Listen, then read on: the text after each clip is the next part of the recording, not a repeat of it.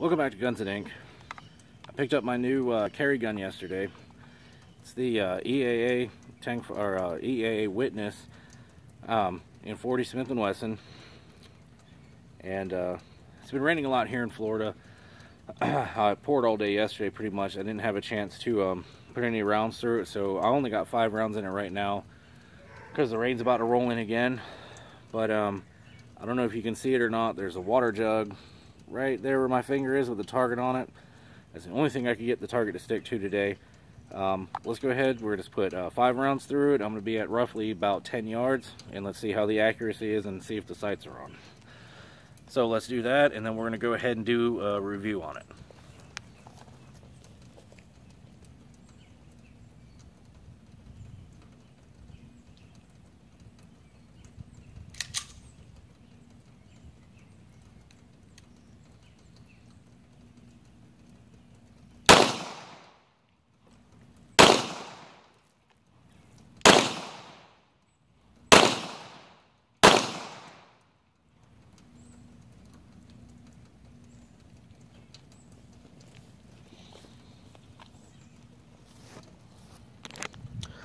Well, that was actually, I'd have to say, the most comfortable 40 I've ever shot. Because, as you'll see here in a minute, it's a CZ style gun. It's modeled after the CZs, which means instead of, like, this is what it's replacing. I've had the SD9VE for over a year. It's got, I'd say, close somewhere between 6,000 and 7,000 rounds through it. I've never had a problem with it. It's a very good gun. Now granted, it's an entry-level gun, a lot more advanced than entry-level, but I like it. It's a cheap gun-ish. I got this one for actually under $300 brand new, only because they were having a sale on it because of the gun show, and then also manufacturer's rebate. So I picked this up for under $300.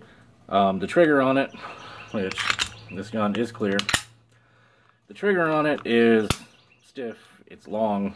Sorry, it's so humid out here, it's not even funny. I'm pouring sweat just trying to do this. But anyway, so was that? Oh, the trigger. I grew up shooting double action revolvers, so the trigger on this is no problem for me. Said it's an accurate gun for what it is. I've never had an issue except one, which was ammunition related. The powder was bad, which in either the powder or the primer, I'm not sure, but it ignited just enough powder to push the projectile out of the casing into the rifling and get stuck, which took me 20 minutes to even get the damn gun apart. It was so jammed. But anyway, but it's replacing this. So anyway, what I mean by CZ style gun is like this, and along with a lot of other manufacturers, this is a Glock-ish style gun per se. I mean, really, if you look at it from the front and you don't know it's a Smith & Wesson, it could damn near pass for a Glock. But so like on this one, the slide rides on top of the frame, which your rails are about right in about that height. They're not too far above it. Versus this one, it rides, you know, sorry about the lighting, but the slide rides inside the frame. Now I'm not going to take the gun apart. I might. What I do like about it is where the beaver tail is, it has a nice deep cut in here, so you can really get a good high grip on the gun and really put it in your hand firmly, get a good firm grip, even one-handed. Also, I like right underneath the finger cutout, right underneath the trigger guard. It's nice and deep. I can get my big fat ass hands underneath here, get a nice, good, solid, firm grip. It's great.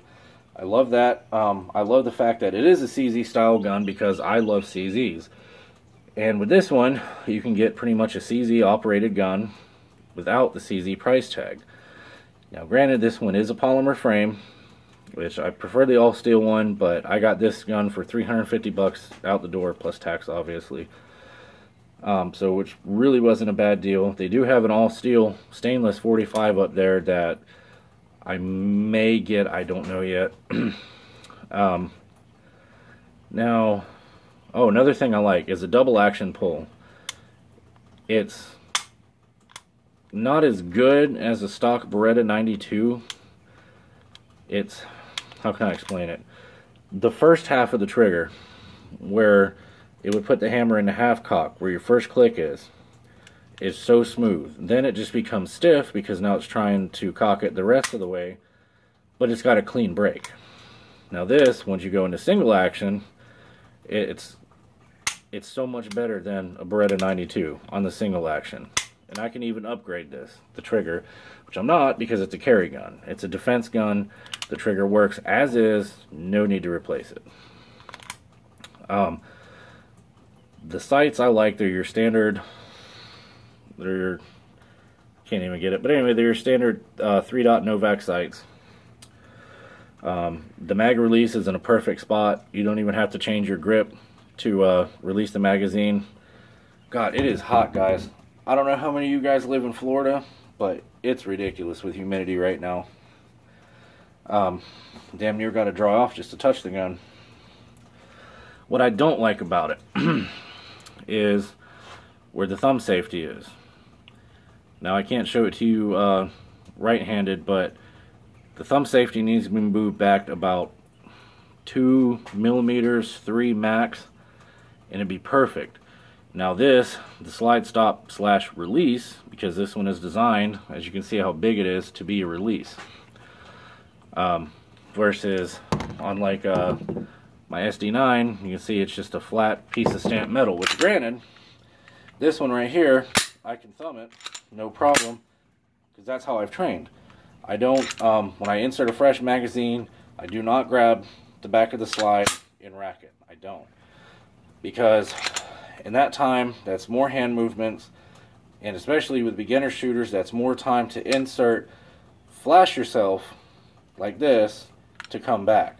It should be insert and grab, but a lot of people, they don't do that. They'll, especially in a hurry, they'll flash themselves with it numerous times, so that's why I like to insert, thumb, back on target. It's much faster, much easier, in my opinion, and my preference. This one, the thumb safety, I mean not thumb safety, the slide release is too far forward because of where the thumb, the safety is.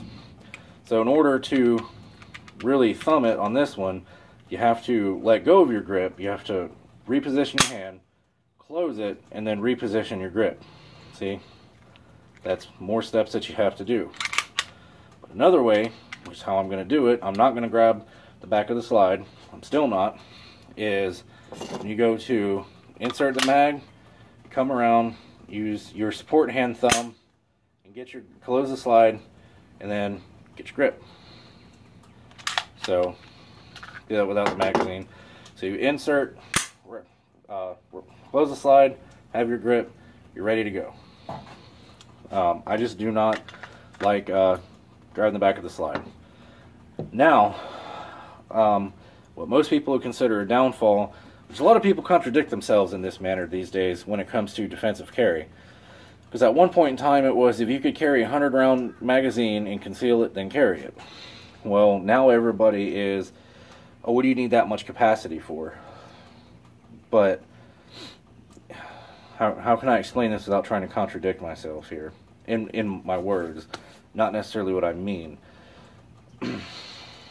Okay, so I see on a lot of like militia websites, self-defense carry websites, not websites, but groups on Facebook, a lot of guys say, oh, capacity, capacity, capacity, and then those same guys are like, oh, look, I picked up the Ruger LCP2, that's my new everyday carry.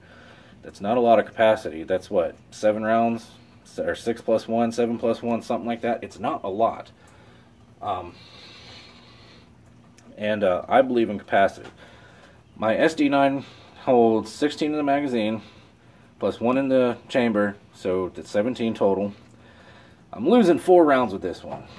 This is a 12-round magazine plus 1, which is 13, but it's a 40. So I'll probably catch some flack about this, but I may be losing 4 rounds, but what I'm losing in capacity, I'm gaining in knockdown power. Okay? Now, most of the time, carrying a 40 and above, and it's been proven by FBI statistics, you have more chance of a one-shot stop, not kill, one-shot stop with a 40, a 45, and a 10 millimeter than you do with a 9 millimeter and below. Okay, I'm not going into you know, who, what, when, and where on these things. There's many instances you can look up on video of raw surveillance footage where you can see guys evaluating it, saying, okay, this person was using a 9 millimeter. They shot the suspect, you know, 7, 8, 9 times. You know, they're either still shooting at him or they're fleeing away, but they're not dead. Versus 40 caliber, 45, 10 millimeter, you know, you have more chance of shooting them once, center mass, and stopping them. Maybe not killing them, but they'll damn sure be on the ground. But I'm a 40 guy, and I know a lot of people are 9 millimeter guys. I like my 9 millimeter. Don't get me wrong, I carried it for over a year. So I'm not downing the 9 millimeter in the sense that, oh, I think it's just a piece of shit and you shouldn't use it. No, by all means, use it. I did. I just like my 40. I like this style of gun better, the CZ style. I love my double action, single action better than I do striker fires. Now, the only thing I really want is the steel frame, but this is what they had. It's what I got, which does lighten it up a little bit for carry. But all in all, so far, I'm happy with the ergonomics on it, minus the thumb safety. It gets, let me see if I can show you. Like the thumb safety here, disengaging it is fine. It's putting it up that you need to really put some thumb into it. Which, that is a count of where it's positioned at. If it was moved back just a little bit farther, it'd be easy. And like I said, with the slide, stop, and release, all I got to do is insert a mag, use my support thumb, and then I can chamber it without having to touch the back of my slide. Which in turn, in a high stress situation like self-defense, that's one less movement you have to do. Is this, it's quicker to get back on target than grabbing the back of the slide, than having to put the gun out and then get your grip. Now, everybody has their preference, and that's fine. I'm not saying one way is better over the other, it's just my preference. It's got the 1913 rail on here, so I can put a lighter laser on if I wish. But other than that, honestly, the safety is about the only thing that I really have to complain about it. The rear sights are fine. Like I said, I like the Novak style sights personally. I do paint them different colors. I usually do the front sight a green and the rear sight a red, because most of the time, here comes the rain, because most of the time you're going to focus on the front sight anyway than the rear, but so that's why I want to put the green in the front, because it's easier to pick up in the daylight. But other than that, I gotta go inside because it's about to pour, so back with you in a second. Alright, so it is an absolute downpour outside, but it's nothing us Floridians aren't used to. It's whatever, it's Florida. Especially I live more in central Florida. I really don't want to give out where I live at, but we're used to it where I live. It's no big deal. Right now, actually, what's going on with the weather is there's a tropical depression sitting just south of the state, and it's pushing all kinds of outer bands our way, so something, whatever. But anyway, now another thing I do like about this is it has, as you can see, a stainless steel guide rod, which is very heavy duty, because it is solid stainless. It's a 40 caliber, which is naturally a higher pressure round. It's more of a violent round than the 9mm. Kitty, you know. Sorry, he's nosy. But anyway, the 40 is more of a violent round, so therefore the 40 needs sturdier parts. Preferably in a 40 caliber, you need an all steel gun because it is a higher pressure round. And but anyway, enough about statistics on 40. This is about the gun.